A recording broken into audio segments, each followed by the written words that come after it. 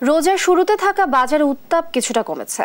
শাকসবজির পাশাপাশি কমেছে পেঁয়াজের দাম, তবে বাড়ছে চাল, আলু, মাছ, মাংস সহ অন্যান্য নিত্যপণ্যের দাম। বাজার পরিস্থিতি জানাতে সরাসরি যুক্ত হচ্ছেন সহকর্মী শাহিদুজ্জামান সাকিব। সাকিব, বাজার পরিস্থিতি কেমন দেখছেন আজকের, জানাবেন। লিনিয়া, যেমনটি বলছিলেন, আসলে ঈদের আর মাত্র 5 দিন বাকি আছে। এর আগেই হঠাৎ করে কিন্তু রাজধানীতে গ্রোসারি আইটেমের মধ্যে মুরগি, মাছ এসবের দাম কিন্তু বেশ বেড়ে গেছে। আমরা রাজধানীর কাউরান বাজারে বেশ কিছু ক্রেতা এবং বিক্রেতাদের সঙ্গে কথা বলেছি।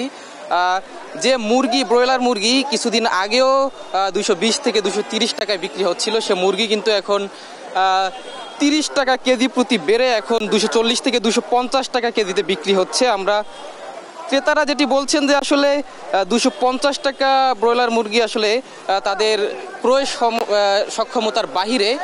কেন মুরগির দাম বৃদ্ধি পেয়েছে, এজন্য তারা সরকারের এবং ভোক্তা অধিকার অধিদপ্তরের হস্তক্ষেপ কামনা করছেন। তারা বেশ ক্ষোভ প্রকাশ করে বলছেন যে আসলে এই বর্ধিত মূল্যে মুরগি আসলে তাদের মতো সাধারণ ক্রেতাদের পক্ষে কেনা অসম্ভব হয়ে পড়েছে। এদিকে মুদি পণ্যের দাম কিন্তু আগের মতোই বর্ধিত দামেই বিক্রি হচ্ছে, তবে দোকানদাররা বলছেন তারা পূর্বের মতো ক্রেতা আসলে পাচ্ছে না। রমজানের শুরুতে যেরকম ক্রেতা ছিল, ঈদের 5 দিন আগে এসেও কিন্তু আসলে তারা খুব একটা বেচা বিক্রি করতে পারছেন না। আর তবে এর ভিন্ন চিত্র আমরা দেখতে পেয়েছি আসলে সবজির বাজারে কিন্তু প্রতিটি সবজির মূল্য আগের মতোই কম দামে বিক্রি হচ্ছে।